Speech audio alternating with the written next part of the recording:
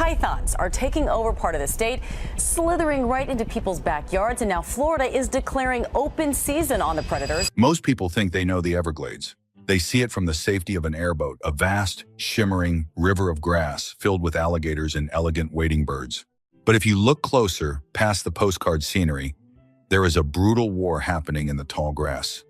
For decades, we have been losing ground to an invader that doesn't just eat, it devours. To these muscular eating machines, the Everglades isn't a national park, it's a buffet that never closes. They are disrupting the entire food web, outcompeting panthers and alligators, and swallowing the soul of Florida's wilderness. We thought we understood the scale of the problem. We thought we knew the numbers. We were dead wrong. It took a massive, raging fire to expose the truth. When the grass burned away in December 2025, it didn't just reveal snakes. It revealed a landscape fundamentally terraformed by a monster of our own making. The air in the glades doesn't just feel hot, it feels heavy. It's a humidity that sticks to your lungs. But on a particular morning in late 2025, the heat was coming from a different source. A crew from the Florida Forest Service moved along the edge of a sawgrass prairie, carrying drip torches, metal canisters, dripping a volatile mix of diesel and gasoline. To an outsider, it looks like arson, but this is prescribed burning, a form of ecological medicine. For thousands of years, this land was built to burn. Lightning would strike the soil, and the resulting fire would clear out the dead brush, recycling nutrients, and stopping trees from choking out the grassy rivers. Lately, however, these fires have taken on a darker, tactical purpose. They have become a primary weapon in the war against a ghost. As the firewall moves forward, pushed by a steady breeze, the ground in front of it begins to come alive. First, you see the usual suspects. Grasshoppers jumping frantically, birds swooping down to catch the fleeing insects, and the few marsh rabbits that are left scurrying for cover. Then, you see it, the motion that makes the hair on your neck stand up. It's a slow, heavy movement. It pushes the grass aside like a bulldozer. A Burmese python, easily 12 feet long, is forced out of its comfort zone. For the first time in its life, its camouflage is useless. The intricate giraffe-like pattern on its skin, perfect for blending into shadows and murky water, is a neon sign against the charred black earth. In April 2025, during a massive burn in Palm Beach County, land managers saw this happen in real time. As the fire stripped away the cover, the ground seemed to be moving with snakes. It was a scorched earth revelation that confirmed our worst fears. The infestation wasn't just bad, it was absolute. You have to understand the physics of the hunt in a place like this. We are talking about millions of acres of sawgrass. When that grass is high, you could hide a school bus in there and no one would see it. Now imagine trying to find a snake that doesn't want to be found. An animal that can hold its breath for 30 minutes and stay perfectly still for days. Fire changes everything. It flushes them out. Reports from the field following the 2025 burns were startling. In one instance, a hunter watched the smoke clear to reveal a massive female sitting on a nest, guarding a clutch of eggs that would have turned into 50 new predators by summer. But fire doesn't just expose the pythons, it exposes the crime scene. When the grass is gone, you see how eerily empty the marsh is. The raccoons are gone. The foxes are missing. The opossums have vanished. The fire shows us a world where the only thing left alive is the invader. How did we get here? It didn't happen overnight. It was a slow, creeping disaster that started with the exotic pet trade in the 1980s and 90s. Miami was the capital of the cool and dangerous. People bought baby Burmese pythons when they were 20 inches long. They're cute at that size. They're manageable. But pythons are biological machines designed for growth.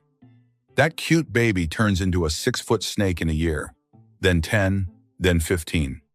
Suddenly, you have a predator the size of a telephone pole living in a glass tank in your suburbs. It eats rabbits, it looks at your cat with hungry eyes, and it costs a fortune to feed. So people did the humane thing. They drove to the edge of the swamp and let them go. They thought they were giving the animal freedom. They didn't realize they were releasing a biological weapon. Then came Hurricane Andrew in 1992. This was the tipping point. The storm leveled breeding facilities and pet shops, throwing untold numbers of snakes into the wild all at once. The Everglades was the perfect hideout, warm, wet, and filled with an all-you-can-eat buffet of native wildlife that had no evolutionary defense against a giant constrictor. For years, the invasion was silent. Pythons are ambush predators. They don't chase, they wait. By the time we realized there was a problem, the mammals were already gone. In some core areas of the glades, the population of marsh rabbits and raccoons has dropped by 99%. The swamp used to be noisy. Now, it's a green tomb. Burning a swamp is a science, a high-stakes game of chess played with fire and wind. The Florida Forest Service plans these operations months in advance, waiting for the Goldilocks zone of humidity and wind speed. In python hotspots like the Big Cypress National Preserve, the strategy has shifted from simple land management to a flush and capture operation. Crews use everything from ATVs to helicopters. Aerial ignition involves dropping dragon eggs, plastic balls that burst into flames on impact to ignite thousands of acres in a single afternoon. The fire consumes the thatch, the thick layer of dead, rotting grass where pythons sleep and regulate their temperature. When the thatch is gone, the insulation is gone. Suddenly, the ground is hot, the shade is missing, and the humidity drops. As reptiles, the pythons can't handle this. They are forced to move toward canals or unburned tree islands, where hunters are waiting for them. Once the smoke clears, the Everglades transform into a landscape that looks like another planet. It is a world of charcoal and ash, where the charred sawgrass stubble sticks up like burnt toothpicks. This is when the hunters move in. These aren't your average weekend hobbyists. These are the python contractors, men and women hired by the state to do the dirty, dangerous work of removing these giants. In the dense, unburned marsh, a python is a ghost. It matches the shadows perfectly. But on the black background of a fresh burn, a tan and brown snake stands out like a neon sign. A study by the U.S. Geological Survey used radio telemetry to track these snakes. They found that after a fire, python movement increases by nearly 50%. They are restless, exposed, and desperate for new cover. This restlessness is their downfall. Hunters patrol the edges of the burn zones, scanning the open ground for the telltale curve of a spine in the ash. In April 2025, following a major burn, python sightings spiked by 15% in just 48 hours. It turns a needle in a haystack into a needle on a black table. New technology is also filling the gap. Drones equipped with high-resolution thermal cameras now fly over the scorched earth. Without the grass to block the heat signatures, drones can spot a 5-foot snake sunning itself from 300 feet in the air. But as we celebrate our captures, a terrifying question hangs in the humid night air. Is it enough, or are we just making them stronger? The Everglades is a 1.5 million acre labyrinth. We are burning only a fraction of it. For every python we pull thrashing out of the mud, how many are sliding silently into the deep mangroves where no airboat can go? Biologists are now whispering about a dark theory of selective breeding. By hunting the snakes that are visible, the ones that bask in the open, we are removing the careless genes from the pool. What remains are the shadows. We are seeing the rise of a super python, snakes that are more cautious, almost calculating. They are shifting their circadian rhythms, moving only in the pitch black of a new moon when human vision is useless. There are even fears of a melanistic mutation. If we continue to turn the Everglades black with controlled burns, will nature adapt? Are we pressing for a generation of ash-born snakes, pythons with charcoal-colored skin that become invisible against the scorched earth? A predator you can't see until you step on its coils? They are also expanding their territory. They are no longer just a swamp problem. They are sensing the chemical traces of civilization, using Florida's vast canal systems as subterranean highways leading straight into the suburbs.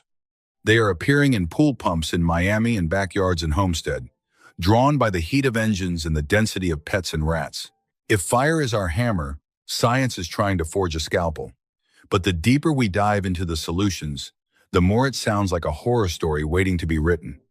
Scientists are currently racing to unlock the genetic code of the invader to implement gene drives. This technology could theoretically wipe out the species by genetically modifying pythons to produce only male offspring. You release these Trojan horse snakes into the wild, they breed, and within a few generations, the population collapses because there are no females left. It sounds like a perfect biological smart bomb, but the risks are nightmarish. What if the gene mutates? Nature rarely follows the code we write. There is a Jurassic Park fear here. Could we accidentally create a zombie population, sterile snakes that don't reproduce but also don't die, living for 40 years and consuming everything in their path? Even worse is the theory of horizontal transfer. What if the gene designed to eliminate the Burmese python jumps to the native indigo snake or the diamondback rattlesnake? We could trigger a cascading extinction event that wipes out the very reptiles we are trying to save. We are throwing everything at the wall: pheromone traps to lure males into death zones, dogs trained to smell snake musk, and bounty programs that pay by the foot. But right now, fire is the only heavy weapon that yields visceral, immediate results. The fire resets the clock. It gives the native animals, the few remaining rabbits, herons, and deer, a brief, gasping moment to breathe and run. The next time you see massive pillars of gray smoke choking out the South Florida sun, do not think of it as destruction. Think of it as a spotlight. Think of it as a violent, desperate attempt to take back the wild from a monster that never should have been there. The grass will grow back. The sawgrass is ancient and stubborn. But the question remains, what will be hiding in it when it returns? Will it be the native wildlife returning to their ancestral home? Or will it be a new generation of invaders darker, smarter, and more resilient than before? We are learning that to save a place, sometimes you have to let it burn. But as the flames die down and the smoke clears, the silence of the swamp feels different. It feels like it is waiting. The war for the soul of the Everglades is far from over.